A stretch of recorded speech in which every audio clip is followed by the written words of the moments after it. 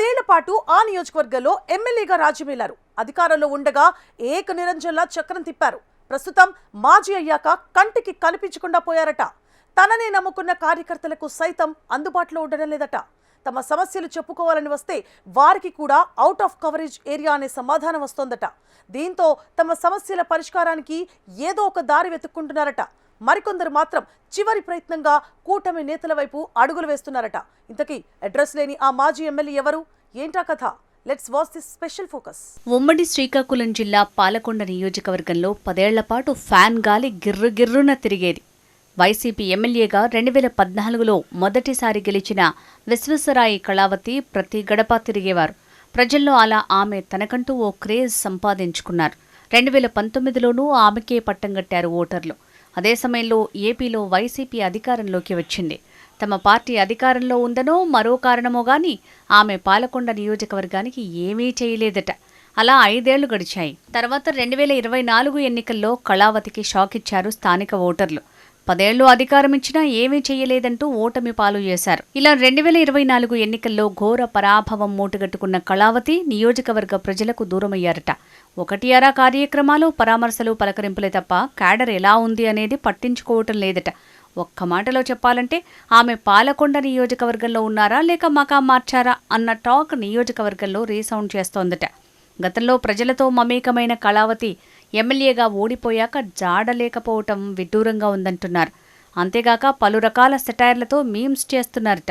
కొందరైతే ఓ అడుగు ముందుకేసి వచ్చే ఎన్నికల్లో టికెట్ ఇస్తారా లేదా అన్న అనుమానంతో పార్టీకి దూరమవుతున్నారా అని చర్చించుకుంటున్నారట. పాలకొండ నియోజకవర్గంలో కళావతి బలమైన పునాది వేసుకున్నారని అనుచరులు బలంగా నమ్మిన తరుణంలో గత 1.5 ఏళ్ల కాలంగా ఆమె ప్రజల తరపున పోరాటంలో వెనుకబడ్డారట. ఆ విమర్శలకు చెక్ పెట్టాలంటూ కొంతమంది కార్యకర్తలు ఆమె దృష్టికి తీసుకువెళ్తే విసుక్కుంటున్నారన్న టాక్ నడుస్తోంది. గతంలో టీడీపీ హయాంలో ఎమ్మెల్యేగా ఉన్న కళావతి ప్రజా సమస్యలపై ప్రభుత్వాన్ని ఎప్పటికప్పుడు నిలదీసేవారట. ప్రస్తుత కూటమి ప్రభుత్వంలో మాజీ కావడంతో ఆమె ప్రజలకు, కార్యకర్తలకు ముఖం చాటేస్తున్నారట. కూటమి నాయకులను ఎందుకు నిలదీయలేకపోతున్నారన్న చర్చ కూడా ఊపందుకుంది. అప్పుడలా ఇప్పుడిలా ఎందుకు అన్న గుసగుసలు వినిపిస్తున్నాయి. అదేమంటే ఆమె మౌనం ఆ పెరుమాళ్లకే ఎరుక అంటున్నారు రాజకీయ విశ్లేషకులు. ఏదేమైనా కళావతి తన వైఖరి మార్చుకుని క్యాడర్కు అండగా నిలవాలన్న వాదన బలంగా వినిపిస్తోంది. 2014లో ఏపీలో టీడీపీ ప్రభుత్వం అధికారం చేపట్టినప్పుడు కళావతి వైసీపీ తరపున మొదటిసారి ఎమ్మెల్యేగా ఎన్నికయ్యారు. ఆ సమయంలో టీడీపీలోకి రావాలని ఎన్ని ఒత్తిళ్లు చేసినా కళావతి ఫ్యాన్ను విడిచిపెట్టలేరు. కానీ పాతపట్నంలో వైసీపీ తరపున ఎమ్మెల్యేగా గెలిచిన కలమట వెంకటరమణ మాత్రం సైకిల్ ఎక్కేశారు. కళావతి మాత్రం జగనన్నే తమ నాయకుడంటూ ఎలుగెత్తి చాటటమే కాక ఆనాటి ప్రభుత్వ తప్పిదాలను ఎప్పటికప్పుడు ప్రశ్నించేవారు. అలా ఎక్కడా కూడా అవినీతి అక్రమాలకు తావివ్వకుండా నిలబట్టంతో రెండోసారి 2019 ఎన్నికల్లో ఎమ్మెల్యే అయ్యారు. మంత్రి పదవి వస్తుందని ఆశించినా చివరికి నామినేటెడ్ పదవితోనే ఆనాటి ముఖ్యమంత్రి జగన్ సరిపెట్టేశారు. అయినా ఏమాత్రం అసంతృప్తి చెందని కళావతి గడప గడపకు వైసీపీ కార్యక్రమంతో గతేడాది ఎన్నికల వరకు ప్రజల్లోనే ఉంటూ వారితో మమేకమయ్యారు. క్యాడర్ జారిపోకుండా కంచుకోటగా పాలకొండను తన గుప్పిట్లో ఉంచుకునేవారట.